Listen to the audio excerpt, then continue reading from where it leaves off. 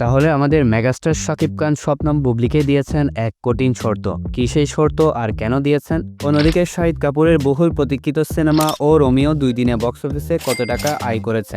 Next update, Allu Arjun কি তাহলে সত্যি শুটিং সেটে সবার সাথে খারাপ আচরণ করে, নাকি এই নিউজটা জাস্ট একটা গুজব? সর্বশেষ এস রাজামৌলির ভারানাসি সিনেমা নিয়েও কথা বলবো। সো আজকের এই ভিডিওতে অল্প সময়ে অসংখ্য ধামাকাদার সিনেমার আপডেট জানতে পারবেন, তাই ভিডিওটা শেষ পর্যন্ত অবশ্যই দেখবেন। ভিডিও শুরু করার আগে কাইন্ডলি ভিডিওতে লাইক এন্ড চ্যানেলটা সাবস্ক্রাইব করে রাখুন। তাহলে চলুন এবার ভিডিও শুরু করি।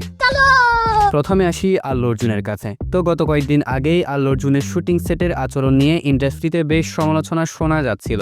অনেকে আল্লু অর্জুন সম্পর্কে বলেছে আশপাশের মানুষের প্রতি নাকি তার কোনো সম্মান বোধ নেই। তিনি এমনভাবে সবার সাথে আচরণ করেন যেন তিনি সবার ঊর্ধ্বে, এবং শুটিং সেটে তিনি অনেকে নাকি ঠিকমতো গুরুত্ব দেন না। কিছু ইন্ডাস্ট্রির ইনসাইডের দাবি, তিনি অনেক সময় পরিচালকের নির্দেশনা উপেক্ষা করে নিজের মতো করে কাজ করেন। আল্লু অর্জুন নাকি শুটিং সেটে 42টা নিয়ম মানতে সবাইকে বাধ্য করেন। সোশ্যাল মিডিয়ায় ঘুরে বেড়ানোর সে কথিত 42টি নিয়ম নিয়েও নানা রকমের আলোচনা এখন চলছে। অনেকেই বলছে এগুলো নাকি পুরোপুরি গুজব নয়, এর মধ্যে থেকে অনেকগুলো নাকি সত্য। প্রতিভা একজন মানুষকে তারকা বানাতে পারে, কিন্তু পেশাদারিত্ব তাকে সম্মান এনে দেয়। আর এখানে সেই সীমারেখা যেন কোথায় হারিয়ে গিয়েছে, এমনটাই দাবি কিছু মানুষের। পর্দায় আইকন স্টার ইমেজ থেকে ভক্তরা মুগ্ধ হন, কিন্তু পর্দার আড়ালে যেসব গল্প শোনা যাচ্ছে তা একেবারেই ভিন্ন ছবি তুলে ধরছে।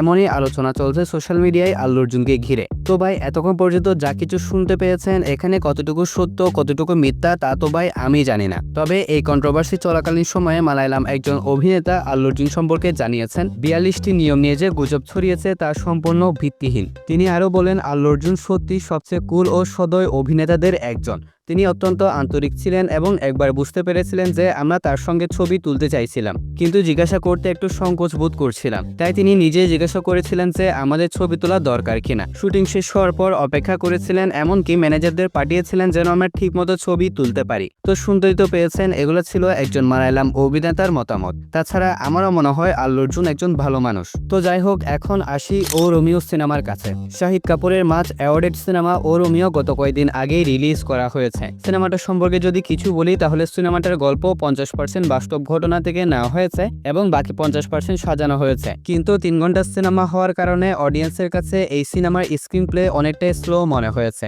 এবং বিষয়টা কিন্তু এই সিনেমার জন্য অন্যতম বড় একটা নেগেটিভ পয়েন্ট। তবে সিনেমাটার মধ্যে যে বিষয়গুলো সবচেয়ে বেশি প্রশংসিত হচ্ছে তা হলো শাহিদ কাপুর আর তৃপ্তি ডিমরির অভিনয়। বিশেষ করে তাদের দুইজনের কেমিস্ট্রিকে এই সিনেমার মধ্যে ডিরেক্টর এমনভাবে প্রেজেন্ট করেছেন যার মাধ্যমে অডিয়েন্স খুবই ভালোভাবে কানেক্টেড হতে পেরেছে এবং এনজয় করেছে। তবে সিনেমার গানগুলো অসাধারণ হলেও এই সিনেমায় ব্যবহার করা বিজিএম অডিয়েন্স তেমন একটা পছন্দ করে নাই। প্রিয় লাভ স্টোরি ড্রামার সাথে হাই অকটেন অ্যাকশন বেশিরভাগ অডিয়েন্স এনজয় করেছে। তবে কিছু কিছু জায়গাতে এই সিনেমায় ব্রুটাল অ্যাকশন দেখানো হয়েছে, যা অ্যাকশন লাভার্সদের জন্য অবশ্যই একটা ট্রিট। বাকি ওভারঅল সিনেমাটা ভালো, তবে একবার দেখার মতো। অন্যদিকে সিনেমাটা প্রথম দিনে আশানুরূপ কালেকশন করতে পারেনি। তো 100 কোটি রুপির বিশাল বাজেটে নির্মিত এই সিনেমাটা প্রথম দিনে আয় করেছে 9 কোটি রুপি। তবে দ্বিতীয় দিনের সিনেমাটার কালেকশন খানিকটা বেড়েছে। দ্বিতীয় দিনের সিনেমাটা আয় করেছে 14 কোটি রুপি। অডিয়েন্স এবং ক্রিটিক্সের কাছ থেকে সিনেমাটা মিক্সড টু পজিটিভ রিভিউ পাচ্ছে। তবে এবার দেখার বিষয় হচ্ছে এই সিনেমা লাইফ টাইমে কত টাকা আয় করতে পারে। আমার তো মনে হয় না এই সিনেমাটা হিট হতে পারবে, তবুও দেখা যাক কি হয়। এখন কথা বলি ভারানাসি সিনেমা নিয়ে। মহেশ বাবু অভিনীত এবং এস রাজামৌলি পরিচালিত ভারানাসি সম্পর্কে ডিরেক্টর এস রাজামৌলি জানিয়েছেন তার নেক্সট মেগা প্রজেক্ট ভারানাসি কোনো সায়েন্স ফিকশন সিনেমা না। সিনেমাটা দেখার সময় অনেকের কাছে এটা সাইফাই মনে হতে পারে, কিন্তু আসলে সিনেমাটা তৈরি করা হচ্ছে মিথোলজিক্যাল ফ্যান্টাসি জনরায়। সিনেমাটার রান টাইম থাকবে প্রায় 3 ঘন্টার মতন। অলরেডি প্রায় 50% শুটিং শেষ করা হয়েছে। আর আরো একটা বিষয় ক্লিয়ার করে দিচ্ছি, এই সিনেমা 2 পার্টে আসবে না। সিনেমাটা নিয়ে কোনো ফ্র্যাঞ্চাইজিরও প্ল্যান নেই। ভারানাসি হবে একটা কমপ্লিট স্ট্যান্ডএলোন সিনেমা, যা এক পার্টে গল্প শুরু হবে এবং এক পার্টেই শেষ করা হবে। রাজামৌলির ট্র্যাক রেকর্ড জানলে তো বোঝাই যায় তিনি যেটা বানান সেটা অনেক বড় ক্যানভাসে বানান। এখন দেখার বিষয় হচ্ছে এই মিথোলজিক্যাল ফ্যান্টাসি আমাদেরকে কতটা চমকে দিতে পারে। আরও একটা ইন্টারেস্টিং ফ্যাক্ট হলো এই সিনেমার গল্পের পিছনে এস রাজামৌলির বাবা, যিনি এই সিনেমার গল্প লিখেছেন, তিনি গত 15 বছর ধরে কাজ করে যাচ্ছেন। এর আগে তিনি বাহুবলী পার্ট 1, পার্ট 2 এবং RRR এর মতন সিনেমার গল্প লিখেছিলেন। তাহলে তো বুঝতে পারছেন ভারানাসি কোন লেভেলের সিনেমা হতে যাচ্ছে।